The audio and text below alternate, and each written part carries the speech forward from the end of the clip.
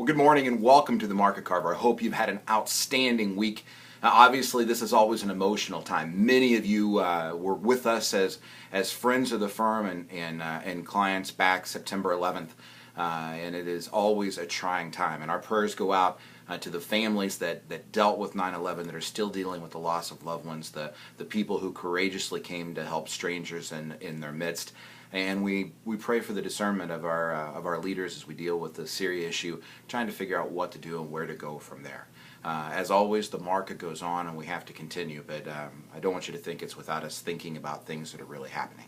First, let's go to the fundamental leg and deal with it. The non-farm payrolls number came in.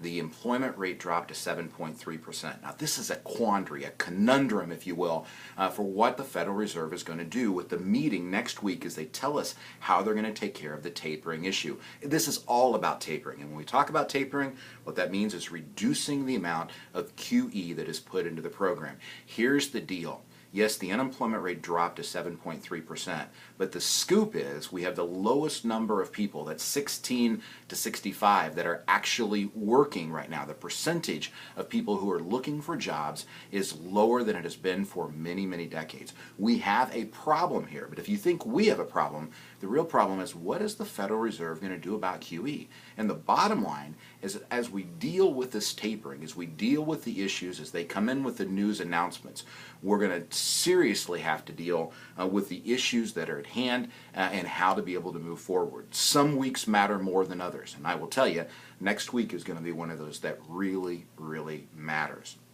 Moving on to the technical leg, you see these cute little charts. Well, the top chart is the S&P 500, the stocks, if you will. That's 100% invested in equities, and you can see for most of the year it has just made its way straight up. We talk about drawdowns in some of the financial planning meetings that I have, and a drawdown is merely from the very top that a market has gotten, how far has it fallen down before recovering at some point. I think in 2010 it was like 16%, 2011 it was 12%, 2012 it was right at 10%. Most years never don't fall at least 10%. And I realize that's bad grammar, but it is the reality. You usually have that 10% drawdown at some point. This year we haven't seen it. Now below it, what you see is the money markets. And notice the huge amount of up and down. And this obviously is not the return of a money market fund. What this is the amount of money going in and out.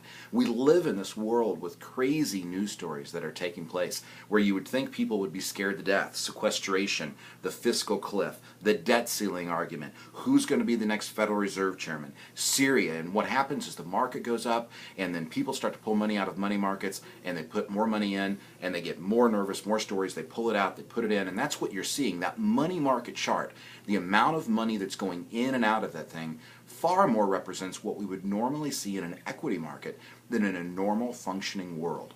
Our insight information, the stuff that we get paid for in studies, still shows that institutions, the larger traders, if you will, are still taking a more dialed down approach, a more conservative approach, while on the other hand, the individuals that tend to have their own retail accounts, make their own decisions, are continuing to pull money from bond funds, especially municipal bond funds, in money markets and going into the equity side.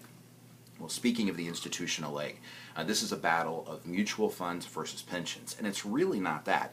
It's a battle of state rights. If you've got a 401k plan at work, or you had one, you had what was considered to be a defined contribution plan. That means you went to work, you put money in, the employer matched some, but if you'd been there enough years and you decided to go work somewhere else or you got laid off, you were able to take that money with you. Way back in the old days, it was a defined benefit plan. We got paid based on the years of service that we had, the amount of money that we made at a company, and at the end of the day, your pension was provided by the employer. Now, we all know here in Indiana, we've seen those pension funds change. We watched the airlines lose their pension to the PGIC. We watched Delco really get into challenges. General Motors just took its salaried employees that still had a pension and said, hey, we're going to go a different direction, and sold it out to Prudential. But all of a sudden, there's states, California, of course, leading the way, that is trying to force the pension plans, the defined benefit plans, back inside of the employers. And I will tell you, that is a challenging thing to do. From a defined contribution standpoint, I know what my risk is. I know the amount of money that I put in my employees' checks into their accounts every single month, and that risk is transferred to the employee. naturally it would be great if we could figure out a way to take that risk and move it off of individuals and put it back in the responsibility of the companies. Or so that's what California is saying. Folks, I'm not sure this is a real good idea, but trust me, the mutual fund industry is not real happy about it. We'll see how it plays out as we go forward. Last but not least, moving to the narrative leg, inflation is an interesting thing. People come in and say, Joe, don't you know Bernanke is going to create inflation with everything he's doing?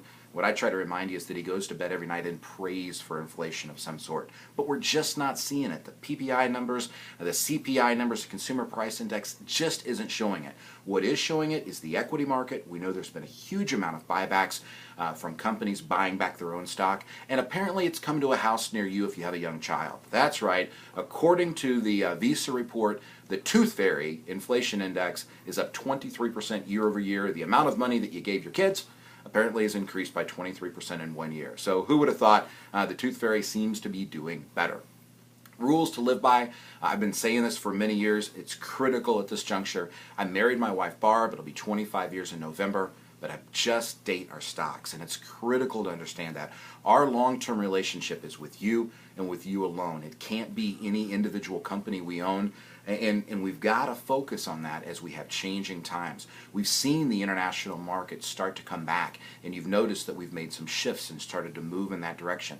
And we think that is going to continue, and that is a really good thing for the economic growth of the world. It's also really good news for us being able to have some portfolio diversification.